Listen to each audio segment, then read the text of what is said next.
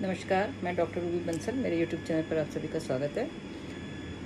काफ़ी क्वेरीज़ जो window period को लेकर हैं वो अभी भी हैं, और कुछ लोगों को शायद मेरी कुछ वीडियोस से कन्फ्यूजन भी हुआ है। तो आइए एक बार फिर से बात करते हैं HIV टेस्ट की। HIV के टेस्ट जनरली बिना टेस्ट के HIV का पता करना मुश्किल ही नहीं, नामुमकिन है। कोई भी ऐसे स्पेसिफिक सिम्टम्स नहीं होते जो कि HIV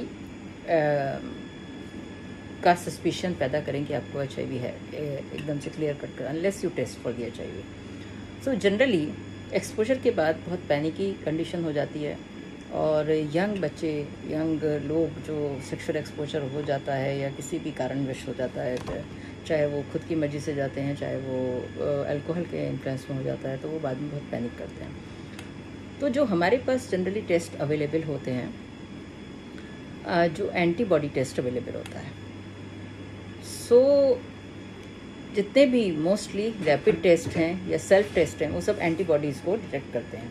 और एंटीबॉडीज़ को डिटेक्ट करने का मतलब है कि जब आपके शरीर में वायरस पहुंच जाता है तो उसके अगेंस्ट बॉडी एंटीबॉडीज़ बनाता है, तो हम उसी को सिर्फ चेक कर सकते हैं। तो जनरली ये पीरियड 23 से 90 दिन का होता है, जबकि जिसको कि हम विंडो पीरियड एक तरह से बोल सकते हैं, या वायरल जो वायरस के लिए अगेंस्ट एंटीबॉडी बनती हैं, तो इस बीच में बनती हैं। तो ये टेस्ट का मोस्ट अप्रोप्रिएट टाइम 23 से 90 दिन का होता है। एक टेस्ट होता है एंटीजन एंटीबॉडी टेस्ट। एंटीजन थोड़ा सा अर्ली पिकअप हो जाता है, परंतु इसका भी पीरियड जो है 18 से 90 दिन के बीच का होता है। तो अगर 18वें दिन पर आप कर रहे हैं तो जनरली एंटीजन पॉजिटिव आ सकता है, और एंटीबॉडी आने में हो सकता है कि थोड़ा सा समय लगे। और इसमें भी दो चीज़ें हैं कि अगर आपने जो है टेस्ट दिया है फिंगर से दिया है तो थोड़ा सा लंबा पीरियड है, अगर आपने वेन से दिया है तो थोड़ा सा 45 दिन के अंदर भी, 18 से 45 दिन के अंदर भी आपको एंटीजन एंटीबॉडी टेस्ट पॉजिटिव आ सकता है।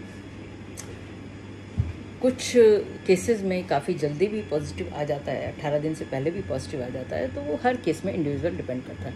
एक नेट टेस्ट होता है न्यूक्लिक एसिड टेस्ट, वो 10 से 33 दिनों के अंदर में उसका जो एक पीरियड डिफाइन है, जो मीन पीरियड है, वो 10 से 33 दिनों का है, जिसमें कि वो सस्पेक्ट करते हैं कि नेट टेस्ट पॉजिटिव आ सकता है या विंडो पीरियड को काम करता है। तो 10 दिन से पहले अगर किसी का एक्सपोजर हुआ तो वो नेट टेस्ट में पकड़ा जा सकता है।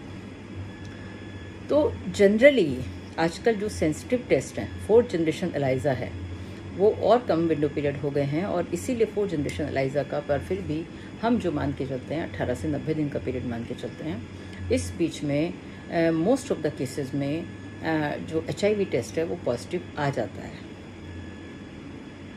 परंतु जैसे मैंने पहले भी बताया, जो कि कन्फ्यूजन क्रिएट किया है कि आपने विंडो पीरियड 6 मंथ तक क्यों बताया और 1 ईयर तक क्यों बताया। सो कुछ केसेस स्लो प्रोग्रेसर होते हैं, कुछ पेशेंट्स बहुत स्लो प्रोग्रेसिंग वायरस है, तो कई बार जो 6 महीने के बाद या 12 महीने के बाद, बहुत ही रेयर केसेस होते हैं वो पॉजिटिव आते हैं। तो इसलिए पॉसिबिलिटी को बताना हमेशा अच्छी बात होती है, और पॉसिबिलिटी उस तरह की हो सकती है, परंतु ये पैनिक करने का विषय नहीं है, और ये ऐसा भी नहीं है कि कोई चीज़ गलत इन्फॉर्मेशन है। जो मैक्सिमम जनरल केसेस में, मोस्ट ऑफ द केसेस में विंडो पीरियड 3 महीने का होता है, मतलब 90 डेज या 12 हफ्ते।